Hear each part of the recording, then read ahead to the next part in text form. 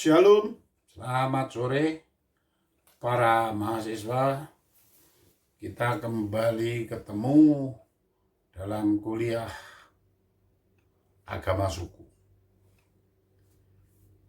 Mata kuliah agama suku ini kita banyak pelajari, artinya bahwa di Indonesia pun banyak yang harus menjadi pembelajaran untuk diperdalam, dipelajari oleh para mahasiswa, bahkan dosen sekalipun. Apa yang dimaksud?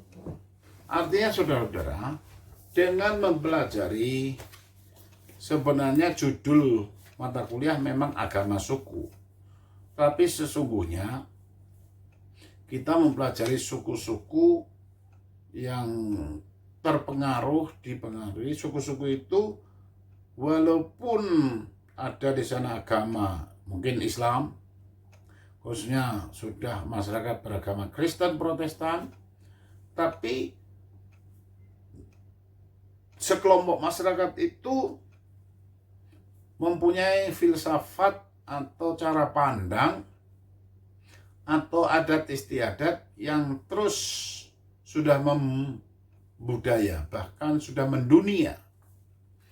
Kita bisa mempelajari banyak di semua suku saja. Di Pulau Jawa yang ada, kalau digali dari bahasa hurufnya Hono Coroko, Doto Sowolo, Podo Joyonyo, Mogobodongo. Terus kalau kita mempelajari ke suku dari Bali, contohnya, di sana mungkin kita langsung menandai bahwa orang Bali agama Hindu, padahal belum tentu semuanya. Di sana juga banyak gereja, di sana juga banyak masjid selain pura. Berarti ada sesuatu keterbiasaan yang harus dipelajari oleh para mahasiswa, bahwa ada hal-hal yang menjadi bagian ini tidak melanggar firman Tuhan. Gitu. Saya tandaskan, ada bagian di masyarakat itu tidak melanggar firman Tuhan. Iya, tidak. Tapi kita terlalu cepat mengatakan itu adalah agama suku, padahal agama yang sudah pasti ada di dunia ini adalah agama Yahudi, agamanya bangsa Israel, agama Kristen, Katolik, dan Protestan, lalu agama Islam, agama Hindu, Buddha, dan Konghucu. Maka saya mau katakan kalau agama suku sesungguhnya sebenarnya agama yang sedang mereka anut pun sisipi dengan filsafat adat istiadat, sebenarnya menurut saya tidaklah melanggar ayat-ayat firman Tuhan, karena yang dipastikan di dalamnya adalah kekerabatan atau keakraban kekeluargaan, bahkan persaudaraan dalam membagi warisan, bahkan dalam pernikahan, bagaimana cocoknya yang wanita yang harus diambil, yang cocok menjadi pengantin dari sang pria. Contoh di perkawinan di Sumatera, orang Batak, bahwa secara skematis digambarkan contoh bahwa seorang anak laki-laki bermarga, contoh Pandiangan lah, lalu mama saya Sianturi, maka saya layaknya mengambil wanita yang bermarga atau boru yang bermarga Sianturi, maka disebut pariban. Itu layak yang dinikah. Pertanyaannya, kalau seorang laki-laki yang sudah dikonotasikan seharusnya bermarga seperti marga ibu kandungnya, tidak mengambil wanita itu, bagaimana? Contoh mengambil putri Jawa, tidak apa-apa. Tapi sebagai penghargaan, maka istri dari laki-laki ini diberi marga, marga ibundanya, yaitu menjadi Sianturi. Contoh begitu. Ini apakah menyalahi firman Tuhan? Saya kira tidak. Ini adalah suatu skema kekeluargaan yang cukup bagus. Mungkin suku-suku yang lain masih perlu saya pelajari, juga para mahasiswa pelajari. Contoh mungkin di Kupang, di Sabu, termasuk di Papua, di Kalimantan, bahkan di Pulau Jawa. Nah, kita konotasikan yang ada marga dulu. Contoh, yaitu tadi yang saya katakan, laki-laki kalau dengan saudara dari ibundanya ini punya saudara laki-laki, maka contoh saya, ibunda saya punya saudara laki-laki, berarti marga Sianturi, saya memanggil tulang. Tulang itu paman. Nah, paman berarti bahwa kita marhula-hula atau memanggil raja. Ya, paman itu raja kita. Dalam kekerabatan, bukan kerajaan-kerajaan yang kekerabatan itu raja kita, maka kita patut menghormati, patut menghargai lebih dari yang kita sendiri, apapun pangkat dan jabatan kita. Tapi kekerabatan ini sungguh perlu dipelajari yang serius, karena itu kalau kita nggak paham, lebih baik dipertanyakan aja. Tanyakan pada tokoh masyarakat di situ, kita tanyakan mungkin dalam komunitas marga itu, bagaimana saya sedang marga ini, bu saya marga ini, bagaimana saya harus bertindak. Untuk dalam bertindak itu adalah mempengaruhi adat istiadat kita. Sesungguhnya bukanlah kita mengabaikan firman Tuhan, tidak. Sebenarnya kita sedang mempraktekkan juga persahabatan. Bukankah seperti waktu Bapak Abraham memerintahkan Eliezer hambanya mencari jodoh untuk putranya Abraham, yaitu Ishak, ke negeri pamannya. Disebut bahwa saudara saya ini. Ternyata Eliezer setelah berdoa, seperti dia lihat tuannya Bapak Abraham sering berdoa, Tuhan pun mengabulkan, menyertai. Ternyata yang didapatkan kok tepat sekali, yaitu Ribkah. Roh Kudus yang mengerjakan. Ribkah adalah seorang wanita yang baik hati. Waktu diminta oleh Eliezer, tolong berikan saya minum, ternyata gadis ini bahkan menawarkan, bolehkah saya memberikan juga minum unta-untamu, Tuhan?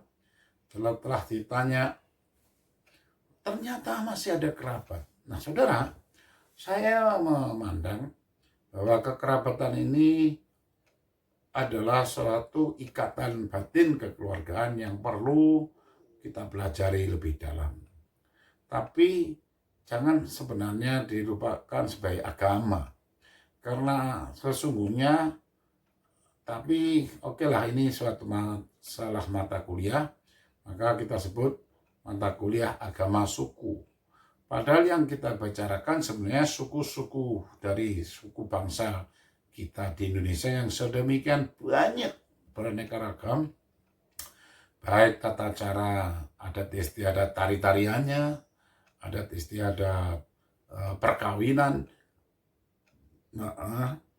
garis marga apa yang boleh. Sebagai contoh, warga Pandiangan punya adik Gultom Samosir Papahan Haryanja, maka marga Pandiangan tidak boleh mengambil boru ini karena dikatakan contohnya seperti itu. Nah, berarti kemana? Harus ke putri yang lain. Apa itu? Itu suatu penghargaan terhadap kekerabatan yang lebih luas lagi. Masalahnya kita masukkan kepada agama suku seolah-olah itu adalah suatu kebenaran yang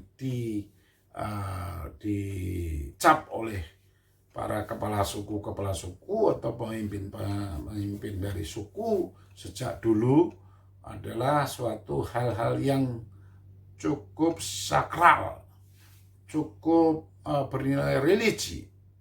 Tapi sesungguhnya kalau kita ikuti ke masyarakat yang kita ikuti, contoh di Tengger, Baduy, Madura, ya keterpengaruhan agama apa yang mungkin ada lebih mempengaruhi mereka. Contoh, mungkin kalau ke arah Madura dan agama Islam, dan di Batak hal-hal marga tadi, bahkan saat mereka menikah harus diulosi, diselimuti dengan ulos pun itu mungkin lebih kental dengan agama Kristen, Protestan, dan Katolik mungkin. Maka kita nggak mau katakan sebenarnya adalah kalau toh itu adat istiadat itu disebut agama suku, toh tetap diatasi oleh mempraktekkan firman Tuhan terhadap sorotan itu.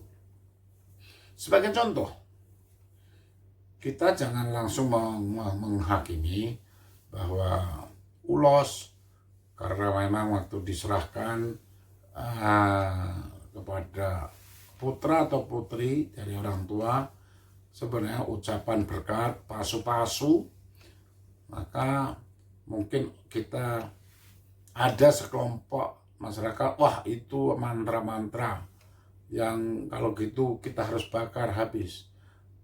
Tunggu dulu, kita harus belajar sungguh-sungguh. Bukankah kalau memang itu jimat atau mantra-mantra sudah pasti bukan orang tua yang mengasihkan, tapi mungkin dukun-dukun yang memang memantra-mantrai, ya wajar mungkin kita buang itu. Tetapi kalau orang tua yang sedang menyelimuti anaknya waktu menikah, tanda dengan selimut atau ulos ini menghangatkan cinta kalian berdua sepasang, anakku dan menantuku, seperti beginilah hangatnya kasih sayang Tuhan Yesus Kristus memberkati kalian, jadilah suami istri yang rukun sampai kakek nenek. Bukankah itu ucapan berkat orang tua? Ulos itu tidak salah. Maka bijaksanalah bertindak, bijaksanalah belajar. Barangkali kita harus banyak bertanya, banyak menggali informasi dengan bertanya, mungkin membaca. Bahkan di Sumatera, maaf sekali lagi saya harus banyak bercerita tentang di Sumatera, pun ada ditulis silsilah yang silsilah. Contohnya marga Pandiangan kakek saya itu dulu nomor berapa, baru bapak saya, kakek saya kan punya putra bahkan putri berapa dihitung. Ayah saya nama PL, bukan perjanjian lama, tapi Pangetan Leder yang lain, dan Donald Pandiangan. Maka masing-masing dari itu tarik lagi. Dari ayah saya punya saudara yang laki-laki dan perempuan, biasanya lebih ditonjolkan yang laki-laki, pun anaknya ini siapa, terus itu membuat garis silsilah, atau sering kita sebut di Sumatera itu tarombo ya, tarombo. Kalau bahasa Indonesia disebut silsilah, di Alkitab pun disebut silsilah. Kalau kita baca dalam Injil Matius pasal 1, silsilah sampai Yesus Kristus waktu dilahirkan oleh perawan Maria, kalau ditarik ulur terus kan didapat sampai ketemu Daud juga. Saudara, kekerabatan dalam keluarga Batak sungguh kental, sehingga manakala menyebut marga pun kita bisa langsung akrab, connect. Berarti walaupun mungkin bukanlah langsung adik kandung atau kan, tapi langsung ditanya, kamu Pandiangan yang keberapa, kamu anak Pandiangan yang mana, opung yang mana. Lama-lama dengan komunikasi ini berbincang-bincang, mereka sebenarnya sedang mensinergikan, menggabungkan kekerabatan. Dan kekerabatan ini menjadikan persatuan. Dan terus itu baru di Sumatera. Bagaimana di ke suku-suku yang lain? Contoh di Kupang, di Sabu. Hanya ada teman saya di sana. Mungkin bagi kita yang di luar sana rumit. Jangan gitu. Yang Batak saja bagi orang Jawa mungkin rumit. Lama kali. Mungkin begitu.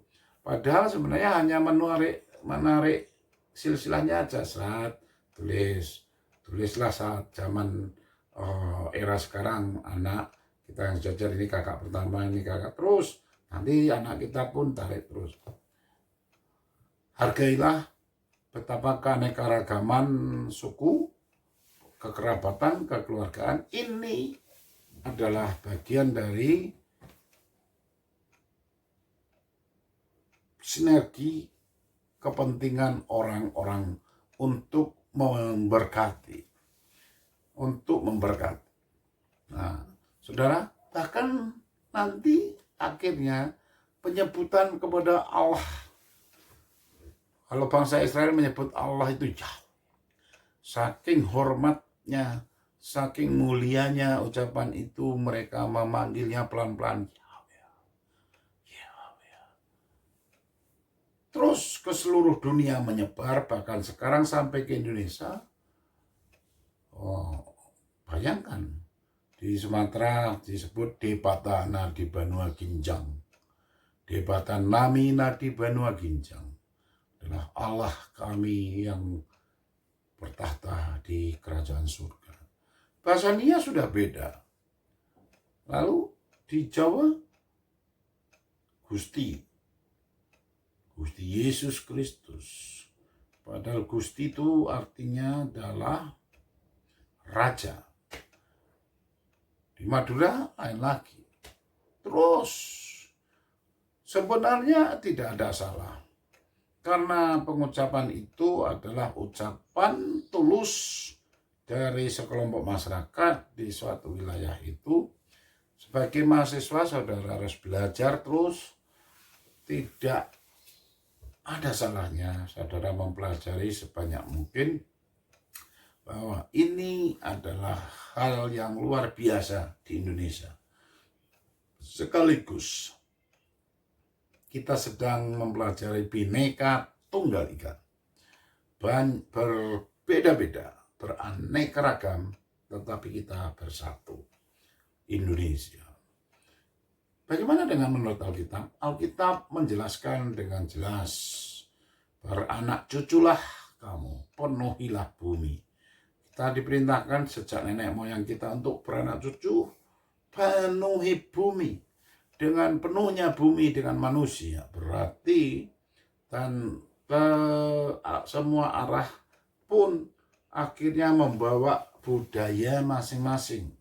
Suku menyebut suku bangsa masing-masing. Maka bagi saya sebagai dosen, mestinya juga bagi para mahasiswa sebagai dosen, kata-kata suku tidak salah. Karena jalan perjanjian lama pun orang bangsa Israel pun terbagi 12 suku bangsa. Ya, yaitu ada Yehuda, ada Benyamin, ada semua tersebut, ada Dan, semuanya. Maka kalau dikatakan suku pun kita tidak salah. Maka yang dimaksud dalam bimbingan mata kuliah ini, kita memahami kadang-kadang asalkan jangan mencampur adukan atau lebih meninggikan budaya itu daripada Tuhan Yesus Kristus. Nasihat saya, di atas semua segala yang kita pelajari, baik cara bersilsilah, baik cara berpernikahan, baik cara makan, dan cara menempatkan kedudukan dalam kekerabatan itu, harus kita menempatkan di atas segalanya Yesus Kristus lah Tuhan, mengatasi Mungkin di masa suku itu disebut oleh suku itu ini adalah agama, padahal itu adalah tuntunan bimbingan saja untuk mengelola, memanage mereka bagaimana mengatur keamanan desanya, mengatur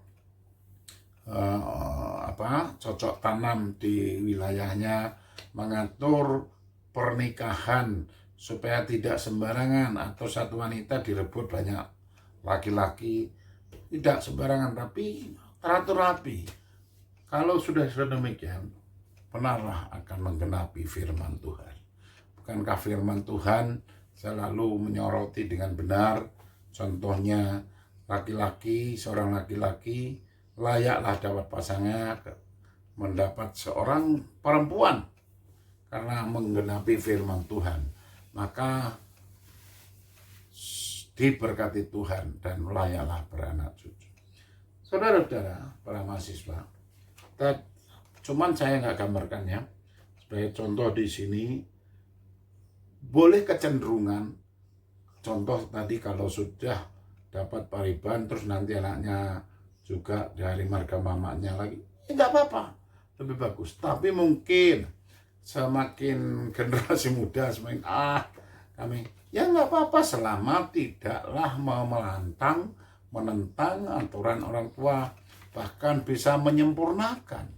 Sebagai contoh di orang-orang laki-laki Batak, seandainya laki-laki Batak ini tidak mengambil putri Batak atau paribannya untuk menikah, ternyata diberi kesempatan bahwa istrinya yang dari putri lain, putri Jawa, diberikan marga sesuai marga ibunda yang melahirkan. Ternyata tidak terbatas di situ, wanita pun begitu, wanita Batak tidak dinikah, tidak diambil laki-laki Batak, justru mungkin laki-laki suku lain dari pulau lain, mungkin dari seorang pemuda Jawa, begitu dalam pembicaraan putra Jawa ini, pemuda Jawa ini dikasih marga dalam kerabat, itu menjadikan suatu kehormatan atau penghormatan. Jadi tidak salah, artinya memperkaya kasanah, untuk memperkaya hal-hal bagian-bagian penting dalam kekerabatan. Itu baru banyak hal yang saya bicarakan tadi, baik di dalam pernikahan. Begitu juga soal pesta. Orang habis nikah kan bicara pesta. Pesta disebut horja atau tujuan mungkin memperingati nenek moyang mereka waktu meninggal, mungkin karena ketokohan dari opung atau nenek moyang ini, maka berkumpullah orang-orang yang merantau lalu membuat atau pesta pernikahan. Terus pesta suku. Nah, kalau pesta suku ini bisa mungkin bukan hanya bangsa suku, bangsa Batak. Di masing-masing suku, contohnya di Kupang, di Kalimantan, mereka bersukacita saat itu karena ini pesta besar. Karena semua suku, semua marga berkumpul, mereka merasakan, menandai bahwa mereka masih bisa bersatu dalam pulau besar ini. Kami suku bangsa Dayak, ada Dayak Ipan, ada Dayak banyak yang disebut, termasuk semua orang Batak kan banyak juga, Batak Toba, Batak Mandailing, Batak Pakpak, Batak Karo, semuanya. Oleh sebab itu, para mahasiswa coba pelajari banyak hal, berikan pembelajaran, berikan tanggapan saudara saat mempelajari hal-hal ini. Kita kok lupa ya, suku bangsa Tionghoa. Di Indonesia pun ada gitu, ada manggil engku, manggil apalagi paman Ci, terus engkong, semua Coba saya minta para mahasiswa, menurut background sukumu, berikan tanggapan sorotan Alkitabiah tentang satu, silsilah kekeluargaan. Dua, marga atau kalau dalam suku Tionghoa ya she ya. Coba soroti dari Alkitab apa makna yang ada di dalamnya. Ada kalau contoh orang suku Tionghoa kan ada selim, seliong, setan, bukan setan tapi setan, senio. Coba saya minta untuk diberikan tanggapan apa makna pesan yang diberikan nenek moyang atau orang tua kita terhadap marga kita, kita, dan silsilah, dan tata cara pernikahan sama pesta. Saya ingin melihat pendalaman para mahasiswa terhadap pertama suku Anda. Termasuk ada yang Manado mungkin saudara, silakan. Sehingga nanti ini merupakan kekayaan yang luar biasa bagi kita semua, saling membaca pun saling mengerti, memahami dari kawan-kawannya. Tapi saya minta coba lebih fokus menurut suku Anda masing-masing. Bisa? Oke, saya tunggu dan soroti menurut firman Tuhan sehingga saudara mengerti apa yang sedang saudara pelajari dan yang sedang saudara nilai. Oke, Tuhan Yesus memberkati. Selamat belajar, selamat mempelajari banyak hal ini, dan banyak membaca, dan banyak berkomunikasi. Selamat sore, Tuhan Yesus memberkati. Shalom.